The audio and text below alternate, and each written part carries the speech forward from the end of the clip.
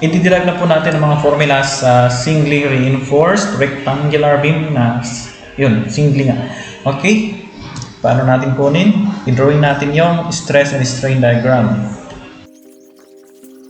Okay guys, so ito po ang stress niya dito. Ito yung strain niya dito, no? At yung stress guys ay ang sinasabi nito ay yung mga reactions. Nilalagay natin dyan mga reaction forces. Tapos strain ay strain lang yan. So, dito sa stress, kung nagbe-bend kasi ang beam, syempre dito sa baba ay meron tayong tension. Dito, compression.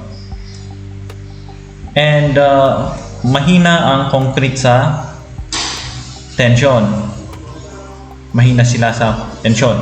Okay, so binabaliwala natin ang tension sa concrete. Kaya natin nilalagyan ng steel bar para lumakas ang concrete sa tension. Kaya kung nagbe-bend yan, ito yung sumasalo sa kanyang hirap. And ang reaction niya, ganyan. T, kasi tension. And galing po yan sa formula ng stress formula, P over A. So, P is equals to stress times area. Yun po yun. Kaya itong T equals stress times area. Stress times area.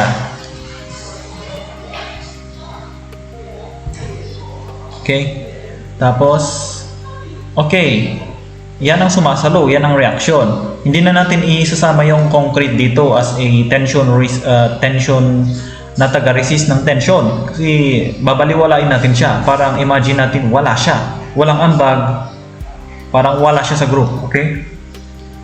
So dito natin ilalagay dapat yung tension sa taas. Ay, compression dito sa taas. Pero base nga sa experiment na sinabi ko nung unang video ay imbis na ganyan yung reaction ng beam pag nag-bend, concrete yan mahina sa tension, malakas sa compression, kaya hindi balanse.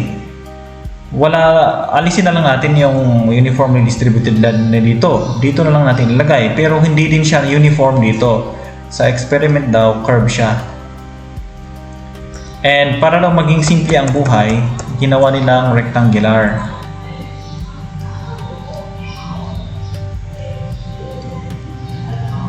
Yan. And then meron siyang siyempre resultant force, no? And then load is equals to stress times area. Yan, stress times area. Pero kasi multiply natin ng 0.85. Yung 0.85 siya po yung dahilan bakit naging rectangular to. Siya po yung nag-cause na maging rectangular yan. Kasi multiply natin sa FC AC. Ganun lang kadali. Then, syempre, ang tapat niyan ay syempre yung centroid ng ating shaded part. And ang tawag po sa distance niyan, A. And ang tawag po sa distance nitong arrow na to, resultant, half ng A. And ang tawag naman po sa distance hanggang neutral axis na to, C. Yan. Okay? And then, yun yung reactions niya. Pero hindi pa to kompleto kasi couple to eh. Ito pag papuntang left, ito papuntang right. Ang mangyayari, magro-rotate yan forever and ever and ever. And sabi ko nga, dahil sa cantilever beam kung may force dyan, may reaction siya. At kulang pa yan. Isang nagre-resist dito para hindi siya maging couple or moment na magro-rotate forever dahil sa moment sa other side. Siya po ang nagre-resist na para ipagbawalan itong mag-prevail na mag-rotate. So dito po, meron din tayong moment, syempre, na taga-resist para po hindi siya maging couple. Alam nyo naman ang couple, posible. So yun. Okay, so after that, tapos na. Yun na yung stress diagram. Very easy. And then, dito sa strain guys, ito naman po yung strain ng ating strain. Basta strain, yung parang deflection, no? So, dito po sa gitna ng neutral axis, wala po siyang strain. Kasi hindi po siya nakakaramdam ng tension at compression. Dito po sa pinakamataas na fiber, dito po siya makakaramdam ng pinaka-intense na compression. And makukompress mo yung concrete in a 0.003 na strain. Hanggang dyan lang po yung maximum na kaya ng concrete. Once na lumagpas dyan, masisira na yung concrete. Wala namang nagsabi, pero yun ang ina-imagine ko. Personally, basta yun yung maximum na kaya niyang i-compress. Hindi na po makukompress ang concrete beyond 0.003. And dito po sa ating bakal naman, taksi tapat ng bakal, ang strain niya, kasi ang strain formula ay galing po sa elasticity modulus of elasticity. I-isolate mo lang yung strain doon, tapos magiging stress over modulus of elasticity. And ang modulus of elasticity ng steel ay 200,000 MPa. Lagi. Yan. Tapos na. Wala nang gagawin dito eh. Okay, so ano na ang mga formulas dito? Sa stress guys, mag-summation forces horizontal tayo. Dalawa pong equation na makukuha natin dito. Ang first is yung in terms of loads. And the second in terms of moment.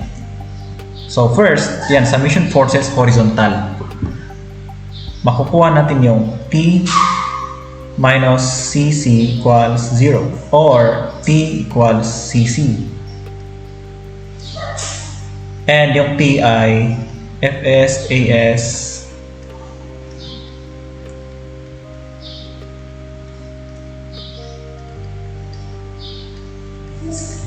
yan. Tapos na. Yung AC pala guys, ito po yung area ng shaded So ito po ay A times B.